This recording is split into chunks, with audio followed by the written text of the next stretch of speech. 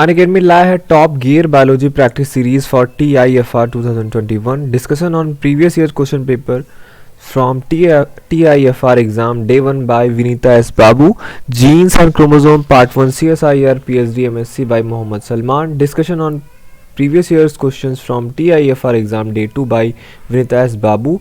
Genes and Chromosome Part 2 CSIR PhD MSc by Mohammad Salman.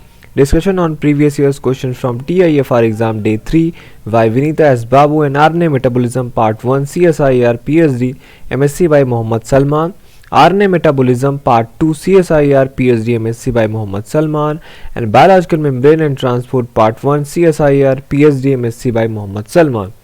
तो इस batch को lead करें विनीता एस बाबू एंड मोहम्मद सलमान। ये सारे जो हैं top gear biology practical series for TFIR 2021। इसका लिंक आपको इस वीडियो के डिस्क्रिप्शन में मिल जाएगा।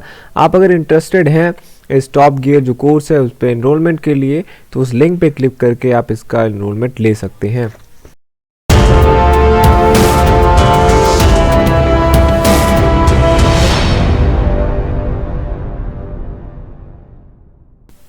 Hello friends, welcome to channel masters of botany again. मैं हूं आपका दोस्त विनय कुमार सिंह। फंजाई के मैं लेक्चर्स दे रहा था, आपको शॉर्ट नोट प्रोवाइड्स करा रहा था क्योंकि मैंने आपसे बोला था कि जो जनरल कैरेक्टर्स हैं आप बुक से पढ़ लेते हैं। जो कि जैसे मान लीजिए आपका बुक है सिंह पांडे जैन, तो उसमें एनफ आपका डिस्क्रिप्शन मिलता है। जनरल कैरेक्टर्स जो भी दिए गए हैं आप उनसे तैयारी कर सकते हैं। लेकिन अगर हम बात करते हैं मेम्बर्स पे, तो मेंबर्स के बारे में काफ़ी डिटेल चीज़ें दी गई हैं जो कि आपके लिए उतना मतलब काफ़ी ज़्यादा पड़ जाता है पढ़ने के लिए।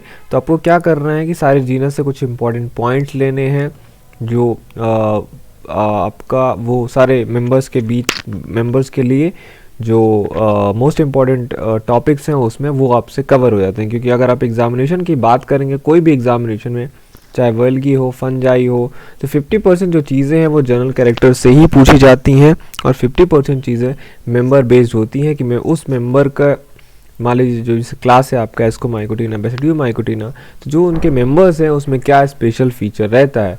तो इसी वजह से आपका जो प्राइमरी फोकस होना चाहिए वो जनरल कैरेक्टर्स पे तो होना चाहिए, साथ साथ में उनके मेंबर्स में जो दिए गए उनके लाइफ साइकिल में कुछ इंपॉर्टेंट चीज़ें होती है या उस फंगस के बारे में या उस एल्गी के बारे में, वो भी आपको आते रहने चाहिए। तो आज हम बात करेंगे एल्ब्यूगो के बारे में, जिसका नाम सिस्टोपस भी है। ध्यान दीजिएगा जो दो नाम आपका दिया रहता है इसमें, क्योंकि फंगस में पहले एक नॉमेनक्लेचर जैसे हर जो भी डोमेन्स हैं उसमें फॉलो होते थे। तो फंगस का एक नॉमेनक्लेचर का सिस्टम था कि वहाँ पे सेक्सुअल जो पार्ट खोजा जाता था किसी फंगस का, उसका अलग नाम रखना, और जो असेक्सुअल पार्ट खोजा जाता था उसका नाम अलग रखा जाता था। तो जिसे एनामार्फ और टीलोमार्फ बोलते थे। पहले सिस्टम था, अभी ऐसा नहीं होता। अभी प्रायोरिटी बेसिस पे या जो पॉपुलराइज नाम होते हैं उनका ही नाम एक्सेप्टेड रहता है। ठीक है, तो एल्ब्यूगो के बारे में बात करते हैं। सबसे पहले एल्ब्यूगो जो है एक ऑब्लिगेट पैरासाइट है। ऑब्लिगेट पैरासाइट को मैंने बताया था, जब भी आप जनरल कैरेक्टर्स पढ़ते हैं तो ये उसमें भी आती है कि मोड ऑफ न्यूट्रिशन आप पढ़ते हैं तो एक सेप्रोफाइट्स होते हैं, पैरासाइट्स होते हैं, एक ऑब्लिगेट पैरासिटिज्म होता है, एक फैकल्टेटिव पैरासिटिज्म होता है। तो ये एक ऑब्लिगेट पैरासाइट है। दैट मीन्स ये केवल लिविंग होस्ट पे ही जो है इसका लाइफ साइकिल कंप्लीट हो सकता है। सेकेंड थिंग है कि पैरासाइट तो है, साथ साथ में ये इंडो पैरासाइट है। इंडो पैरासाइट और दूसरा आप कह सकते हैं इक्टो पैरासाइट्स होते हैं जो बाहर से पैरासिटिज्म शो करते हैं। तो ये इंडो पैरासाइट्स है, मतलब ये लिविंग होस्ट के अंदर जो है पैरासिटिज्म कॉज करते हैं। और एक इम्पॉर्टेंट फीचर इसका ये है कि इंडो पैरासाइट्स के साथ में होते हुए ये हॉस्टूरियल नेचर का होता है। दैट मीन जो भी ये न्यूट्रिएंट ऑब्जॉर्व करता है अपने होस्ट से, तो वहाँ पे ये स्पेशल स्ट्रक्चर हाउस्टूरिया पाए जाते हैं जो एक एब्जॉर्बिव ऑर्गन है न्यूट्रिएंट के लिए।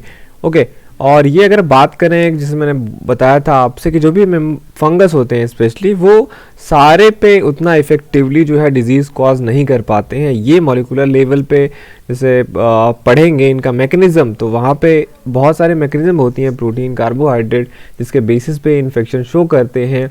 इसीलिए ये सारे फैमिली या आप कह लीजिए सारे प्लांट्स को नहीं कॉज कर सकते। कुछ फंगस ऐसे होते हैं जो किसी एक पर्टिकुलर स्पीशीज़ को ही टारगेट कर सकते हैं। जैसे मान लीजिए मैंगीफेरा इंडिका है, तो वो केवल मैंगीफेरा तो एक जीनस हुआ, उसके एक स्पीसीज इंडिका को ही टारगेट कर सकते हैं। वहीं कुछ जीनस स्पेसिफिक होते हैं जो एक प्लांट का जो जीनस होता है उसके सारे स्पीसीज को इन्फेक्ट कर सकते हैं। वहीं कुछ जो है होते हैं फंगस, वो एक ही फैमिली तक रिस्ट्रिक्टेड रहते हैं। और वहीं बहुत सारे फंगस ऐसे भी हैं जो कई सारी फैमिलीज पे डिजीज कॉज कर सकते हैं। तो ये डिपेंड करता है कि जो पैथोजन है आपका और जो होस्ट है उनके बीच में इंटरेक्शन कैसे हो रहा है। और एक थर्ड पे आते हैं कि ये जो डिजीज कॉज करता है उसको हम वाइट रस्ट और ब्लिस्टर्स ऑफ क्रूसीफर्स बोलते हैं। वाइट रस्ट इसलिए बोलते हैं क्योंकि यहाँ पे आपको वाइटिस ग्रोथ इसका देखने को मिलता है, ठीक। और मेनली क्रूसीफर्स के बारे में ही आपको एग्जाम्पल दिया जाता है, पर यहाँ पे जैसे कि मैंने सेकंड लाइन में आपसे बताया था, they can in fact convolvulaceae, compositae and amaranthaceae also. तो ये उन पे भी डिजीज कॉज करता है, पर मेनली हमारे प्रैक्टिकल्स में या हमारे बुक में क्रूसीफेरी के बारे में बताया जाता है। पर याद रखिएगा इन सब फैमिलीज में के मेंबर्स पे भी आपको एल्बिगो देखने को मिल सकता है। और फोर्थ इंपॉर्टेंट थिंग ये है कि ये मेनली एरियल पार्ट्स पे को ही इन्फेक्ट करता है, मतलब अंडरग्राउंड पार्ट्स पे इसका इन्फेक्शन नहीं पाया जाता है, ठीक। और फिफ्थ पे आते हैं तो parts become abnormal in the form of hypertrophy.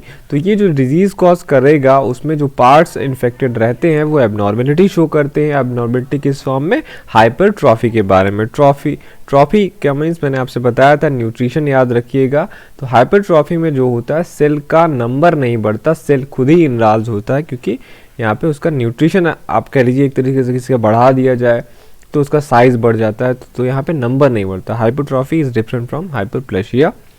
और तो एक हाइपरट्रॉफी तो हो ही गई, सेकंड थिंग क्या है? फ्लैशिनेस आ जाती है, ठीक। और डिस्टॉर्शन भी हो जाता है।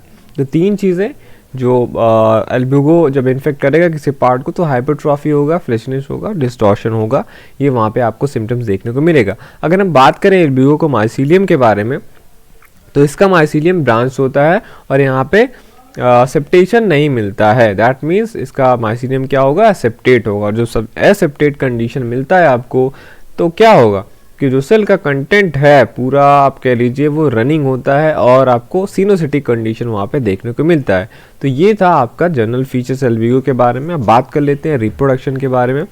रिप्रोडक्शन उतना इम्पॉर्टेंट नहीं है एल्बिगो का, ठीक है। बस ये जो सिम्टम्स हैं जो डिजीज कॉज करता है ये ज़्यादा इंपॉर्टेंट है। फिर भी हम असेक्सुअल रिप्रोडक्शन में अगर हम देखेंगे तो यहाँ पे जैसे कोनिडिया बनता है, स्पोरेंजिया बनता है, या जो जूस स्पोरेंजिया बनेगा वो बेसिपिटल ऑर्डर में आपको देखने को मिलेगा, कोनिडियोफोर्स पे या स्पोरेंजियोफोर्स पे, ठीक है। बेसिपिटल सक्सेशन और एक्रोपिटल सक्सेशन दो टाइप के सक्सेशन होते हैं। बेसिपिटल सक्सेशन में आपको जो लार्जर साइज के होते हैं वो ऊपर देखने को मिलेंगे, और एक्रोपिटल सक्सेशन में जो लार्जर साइज की चीज़ें होती हैं, ये जो टर्म्स हैं ये आप इन्फ्लोरेसेंस में भी देख सकते हैं। इन्फ्लोरेसेंस में जब हम टर्मिनोलॉजी यूज़ करते हैं कि जो यंग फ्लावर है उसका पोजीशन कहाँ पे है और जो ओल्डेस्ट फ्लावर है उसका पोजीशन कहाँ पे है।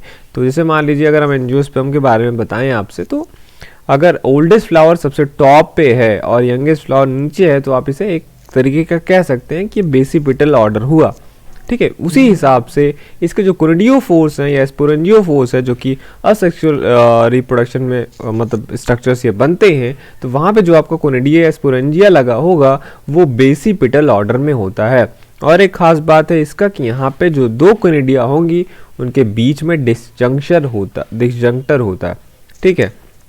और ये इन्हीं डिसजंक्शन के ब्रेक होने से आपका कोनिडिया रिलीज होता है।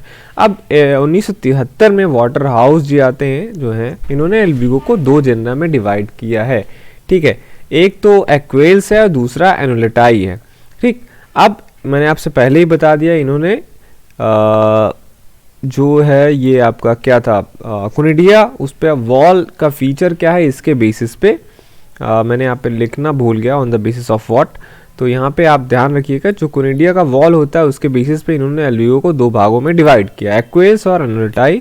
अब जो एक्वेल्स होते हैं, मतलब आप कह लीजिए एल्बिगो तो एक जनरा हो ही गया, ठीक। फिर इन्होंने दो जनरा बांटे हैं इसमें। एक्वेल्स के अंदर कुछ आएंगे इसके स्पीसीज और कुछ स्पीसीज इसके एनोलेटाई के अंदर आते हैं। जो एक्वेल्स के मेंबर्स होते हैं एल्बिगो के वो थिन वॉल्ड वाले होते हैं, और जो एनोलेटाई वाले मेंबर्स होंगे ये थिक वॉल्ड वाले होंगे। तो ये था इसका सेक्सुअल रिप्रोडक्शन। सेक्सुअल रिप्रोडक्शन की अगर हम बात कर लें तो ये नॉर्मल है, ठीक। इसमें कुछ ज़्यादा वैसा फीचर नहीं है। जैसे एल्ब्यूगो का थैलस है, वहाँ पे इसके थैलस पे ओगोनियम और एंथीडियम फॉर्म होता है, फिर दोनों के बीच में फर्टिलाइजेशन होगा जिससे ऊस्पोर बनेगा। ऊस्पोर डिप्लॉयड नेचर का होता है, तो वहाँ पे मियोसिस होता है जिसकी वजह से फिर से हैप्लॉइडी सेट हो जाती है और ऊस्पोर का जर्मिनेशन होता है। जर्मिनेशन के बाद इसमें बनते हैं जूस्पोर जो फिर से एल्ब्यूगो पे क्या होते हैं, एल्ब्यूगो को इन्फेक्ट करते हैं। ठीक है, तो ये हुआ आपका असेक्सुअल और सेक्सुअल रिप्रोडक्शन। ऊस्पोर जो होता है, एक क्वेश्चन मैंने देखा था अभी कि ऊस्पोर या जूस्पोर इन्फेक्ट करता है एल्ब्यूगो पे ही, तो ऊस्पोर लिखा था उसमें, बुक्स में भी है कि ऊस्पोर जो है वहाँ पे इन्फेक्ट करता है नए प्लांट को और फिर उसका वहीं पे ही जर्मिनेशन होता है। जूस्पोर उसी पे फॉर्म होते हैं जो एल्ब्यूगो को इन्फेक्ट करते हैं। एक चीज़ और ध्यान रखिएगा कि फर्टिलाइजेशन के पहले ही यहाँ पे जो ओगोनियम का ग्रैनुलर साइटोप्लाज्म होता है, ये एक मास बनाता है प्रोटोप्लाज्म का जिसको हम सीनोसेंट्रम बोलते हैं। तो ये था आपका कंप्लीट एल्ब्यूगो। आप इसका स्क्रीनशॉट लेके इसको रख सकते हैं, नोट कर सकते हैं अपने पास। ठीक है, तो ये था एल्ब्यूगो का लाइफ साइकिल। मिलता हूँ मैं आगे आने वाले जो भी मेंबर्स हैं उनके साथ। देखते रहिए आप masters of botany. Thank you for watching this video.